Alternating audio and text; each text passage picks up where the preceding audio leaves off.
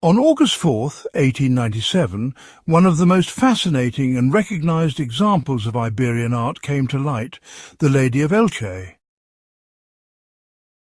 This sculpture has become the ultimate symbol of the city where it was found, Elche.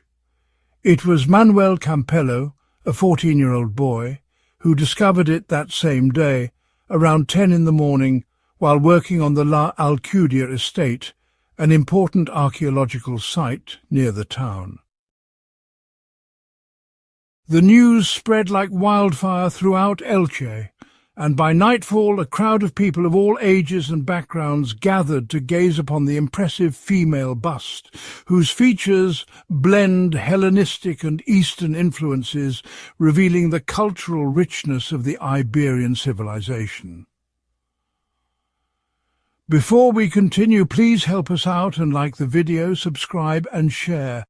It doesn't cost you anything and helps us a lot. Thank you.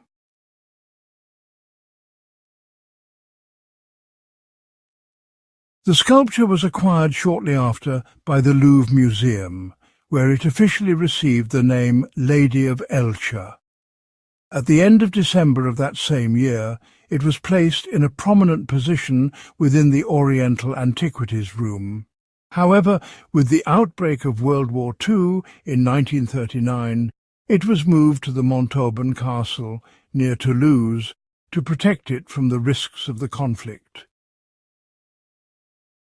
Thanks to complex diplomatic negotiations between Spain and France, on February 8, 1941, the lady crossed the border at Port-Bou on a train bound for Madrid, as part of an agreement in which Spain offered several archaeological pieces in exchange. Once in Spanish territory, it was placed in the Prado Museum, where it remained for 3 decades, until March 1971. Shortly after, in early 1972, it was permanently moved to the National Archaeological Museum, where it has captivated thousands of visitors with its mystery, incredible details and incomparable beauty. Recent scientific research. Scientific studies have provided valuable information about the Lady of Elche. Analysis of the pigments and the stone of the sculpture have identified the use of classic pigments such as Egyptian blue and natural vermilion, applied over a preparatory layer of plaster mixed with calcium carbonate. These discoveries indicate the technical sophistication of Iberian artists in the use of colour. In addition, research has revealed the presence of human bone ash in the back cavity of the sculpture, suggesting its use as a funerary urn in Iberian funeral rituals. A report from the Spanish Ministry of Culture and Sport concluded that the Lady of Elche, along with other Iberian sculptures, should not be moved to prevent its degradation. The study determined that changes in environmental conditions could cause irreparable damage to the piece. However, in October 2024, the President of the Generalitat, Carlos Mazón, reported having found a receptive ear from the Prime Minister, Pedro Sánchez, to consider the transfer of the lady to Elche.